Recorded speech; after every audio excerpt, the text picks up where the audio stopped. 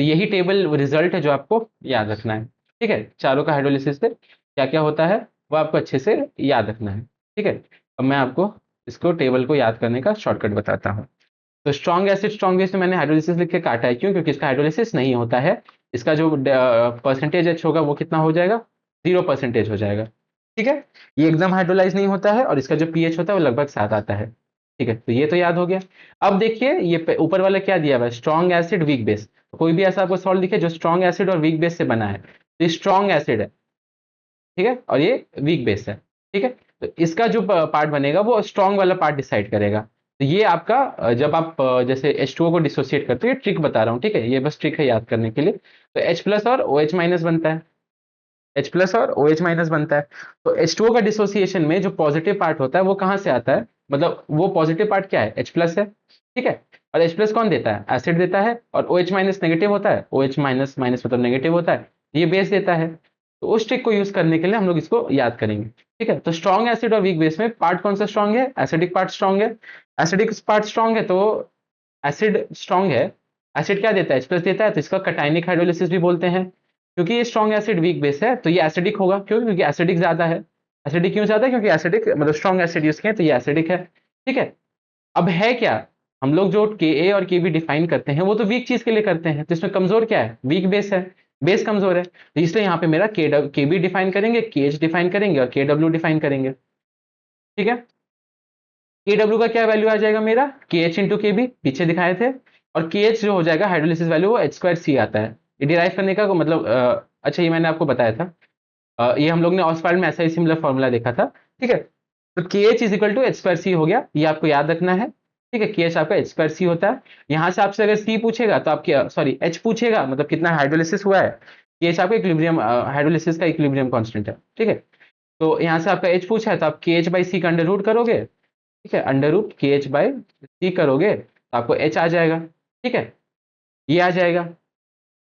तो H हो जाएगा आपका under root KH by C हो जाएगा। अब आप KH को यहाँ पे सब्सिट्यूट करोगे तो KH क्या हो जाएगा आपका? KW by KB। तो ये आ जाएगा KW बाई KB इंटू सी। H प्लस हमेशा आपका C इंटू H होगा, हाइड्रोलिसिस कांस्टेंट। ठीक है, ये यहाँ पे भी सेम है, यहाँ पे OH माइनस रहेगा। ठीक है, तो H प्लस यहाँ पे आपका C इंटू H हो जाएगा।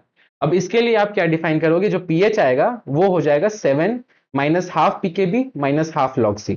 ठीक है, इसका लंबा सा डेरिवेशन जो मैंने आपको नहीं बताया क्योंकि आपको उसका प्रोसेस से कोई मतलब भी नहीं है। अब यहाँ पे माइनस रहेगा कि प्लस रहेगा उसमें कंफ्यूजन होगा, क्योंकि यहाँ पे प्लस है और यहाँ पे भी प्लस है और यहाँ पे दोनों में माइनस है। तो है क्या ये? स्ट्रॉन्ग एसिड और वीक बेस। एसिड है तो उसका pH 7 से कम होगा, तो मेरा pH 7 से कम आना चाहिए, तो इसलिए यहाँ पे 7 minus half PKB minus half log C है। KB क्यों है? क्योंकि वीक बेस है और हम लोग वीक चीज के लिए KB डिफाइन करते हैं। H प्लस आपका CH आ गया, H आपका कैसे आया, और KW का ये वाला मैंने रिलेशन आपको बता दिया। ये आपको याद रखना है। एसिडिक क्यों? क्योंकि स्ट्रॉन्ग एसिड यूज किए हैं। एसिड आपका कटायन पार्ट देता है पानी में, तो इसलिए इसको कटायनिक बोलते हैं। अब चलिए वीक एसिड स्ट्रॉन्ग बेस पे। ठीक है, इसमें एसिड कमजोर है, स्ट्रॉन्ग क्या है? बेस। बेस क्या देता है आपका? OH माइनस जो कि एक अनायन है, तो ये अनायनिक हाइड्रोलिसिस। स्ट्रॉन्ग है बेस तो बेसिक होगा, मीडियम। एसिड वीक है तो Ka डिफाइन करेंगे, KH इंटू KW डिफाइन करेंगे। इसका आ जाएगा KW is equal to KH into Ka, same चीज। KH अगेन आपका H स्क्वायर इंटू C होगा। ठीक है, H का value KW by Ka into C आ जाएगा, ये वाला रिलेशन यूज करके,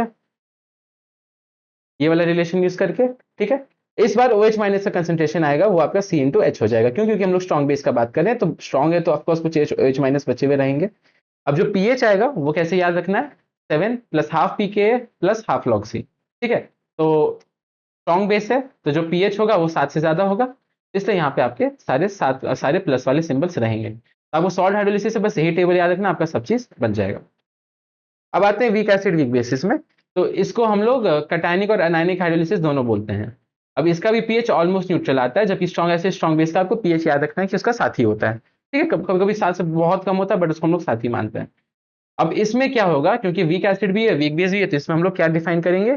KW का Ka भी डिफाइन करेंगे, KB भी डिफाइन करेंगे और KH भी डिफाइन करेंगे। अब यहाँ पे KW का अलग रिलेशन आ जाता है, KH into K into KB।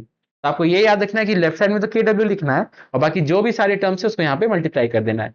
Again इसका मैंने डेरिवेशन नहीं बताया क्योंकि आपके कोई काम का नहीं है। ठीक है, मैंने इसका आपको बता दिया कि ये कैसे आया। ये भी आप चाहो तो डिराइव कर सकते हो, कोई बड़ा बात नहीं है। अब जो इसका KH आता है वो H स्क्वायर आता है और यहाँ पे C आता नहीं है। ठीक है, तो यहाँ पे लिख के मैं मिटा दे रहा हूँ। याद रखना आपको कि वीक एसिड और वीक बेस का जो हाइड्रोलिसिस होता है वो उसका कॉन्सेंट्रेशन पे डिपेंड नहीं करता है, जबकि यहाँ पे सी कंसेंट्रेशन पे कर रहा था। ये वाला आपका पार्ट आपके लिए इंपॉर्टेंट है।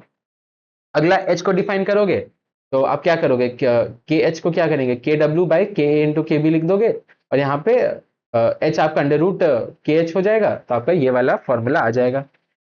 वीक एसिड वीक बेस में क्योंकि दोनों कमजोर है तो ना एच प्लस ना OH माइनस, कोई ज्यादा मतलब क्लियर कट बता नहीं सकते कि कौन सा ज्यादा होगा, इसलिए हम लोग यहाँ पे कुछ डिफाइन नहीं करते हैं। अब जो इसका पीएच का फॉर्मूला आएगा वो आएगा 7 प्लस हाफ पी के ए माइनस हाफ पी के बी। अब ये कैसे याद रखना है, प्लस का है और माइनस का है, तो प्लस यहाँ पे प्लस था, के ए है, ये यहाँ का प्लस है, वही यहाँ का प्लस है, क्योंकि यहाँ पे के बी माइनस में था तो यहाँ का माइनस है, तो ये आपको अच्छे से याद रखना है। ठीक है, क्लियर हो गया, समझ गए। ये टेबल आपको अच्छे से याद करना है। आपको हो सके तो आप ये टेबल कहीं पे जाके रूम पे चिपका दो, फोन का वॉलपेपर लगा दो या लैपटॉप का वॉलपेपर, और आप इसको हर दिन देखो, आपको ये धीरे धीरे याद हो जाएगा। ठीक है, अगला एक और जो इंपॉर्टेंट चीज है जो मैंने आपको बताना था, अभी मैंने बता ही दिया था, स्ट्रॉन्ग एसिड स्ट्रॉन्ग बेस का जो परसेंट हाइड्रोलिसिस होगा वो 0 होगा। बाकी strong acid weak base, week acid strong base, weak acid weak base. ठीक है, वीक एसिड वीक बेस, तो ये सबका जो हाइड्रोलिसिस का परसेंटेज होगा वो लेस देन 100 होगा। ठीक है, बट जो स्ट्रॉन्ग एसिड स्ट्रॉन्ग बेस उसका हाइड्रोलिसिस 0 होगा। पर ये चारों का जो अल्फा होगा वो 100% होगा। क्यों? क्योंकि सारे सॉल्ट 100% डिसोसिएट होते हैं। समझ गए? ठीक है, चलो अब अगला क्वेश्चन देखते हैं। Which of the following undergoes cationic hydrolysis. ठीक है, कटायनिक हाइड्रोलिसिस के लिए क्या होना चाहिए, कटायनिक हाइड्रोलिसिस के लिए आपके पास कटायन होना चाहिए। ठीक है, कटायन होना चाहिए, और कटायन आपका किससे आता है, एसिड से आता है। आपका स्ट्रॉन्ग एसिड और वीक बेस वाला कोई सॉल्ट होना चाहिए, तो इसमें से स्ट्रॉन्ग एसिड और वीक बेस वाला देखते हैं।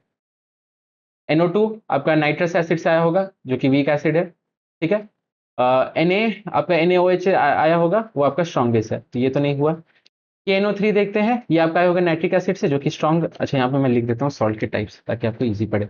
ये हो जाएगा आपका वीक एसिड स्ट्रॉन्ग बेस। ठीक है, ये आंसर बी है, मेरे को पता है, तो मैं लास्ट में उसमें जाता हूँ। तो KNO3 का क्या हो जाएगा, ये आपका आया है NO3 मतलब स्ट्रॉन्ग एसिड से आया है, नाइट्रिक एसिड से आया होगा, HNO3 स्ट्रॉन्ग एसिड है, और के आपका क्या है, स्ट्रॉन्ग बेस है, KOH आपका स्ट्रॉन्ग बेस है, तो इससे आया है। NNO3 भी आपका अगेन किससे आया है, ये दोनों ऑप्शन एक तरीके से सेम ही है। ठीक है, तो ये भी आपका किससे आया है, स्ट्रॉन्ग एसिड और स्ट्रॉन्ग बेस से। आपको क्या चाहिए था, स्ट्रॉन्ग एसिड और वीक बेस। तो अमोनियम आपको पता है, अमोनियम हाइड्रोक्साइड वीक बेस है, और Cl आपका HCl से है तो स्ट्रॉन्ग एसिड है, इसलिए इसका आंसर बी हो जाएगा। ये कटायनिक हाइड्रोलिसिस अंडरगो करेगा, तो टेबल आपको अच्छे से याद होनी चाहिए। अब आता है आयनाइजेशन कांस्टेंट ऑफ दिस, मतलब CH3COH is 2 × 10⁵ find equilibrium constant of this. ये कौन सा रिएक्शन है, आपका हाइड्रोलिसिस का रिएक्शन है। क्यों? क्योंकि लेफ्ट साइड में हमको पानी दिख रहा है, तो इसका जो भी इक्विलिब्रियम कांस्टेंट होगा हमको वो निकालना है। ये आपका क्या होगा, KH होगा। अब आपको क्या दिया हुआ है, के ionization constant of CH3COH। CH3COH क्या है, आपका एसिटिक एसिड है। कैसा एसिड है, वीक एसिड है, तो इसका आपको Ka दिया हुआ है। तो Ka दिया हुआ है आपको 2 × 10⁻⁵। आपको इस रिएक्शन का KH निकालना है। अब ये किस टाइप का आपका सॉल्ट है, strong base weak acid, week acid strong base है। अब हम लोग वापस उस टेबल पे जाते हैं, कहाँ गया, वीक एसिड स्ट्रॉन्ग बेस। ठीक है, इसका क्या रिलेशन है, वीक एसिड स्ट्रॉन्ग बेस का, KW is equal to KH into K. ठीक है, अब हम लोग वही रिलेशन यहाँ पे यूज करेंगे, KW is equal to KH into KA। ठीक है, KW का वैल्यू कितना होता है, 10⁻⁻14 पाई। के कितना दिया हुआ है आपको, 2 × 10⁻⁻5। ठीक है, तो यहाँ से आपका आ जाएगा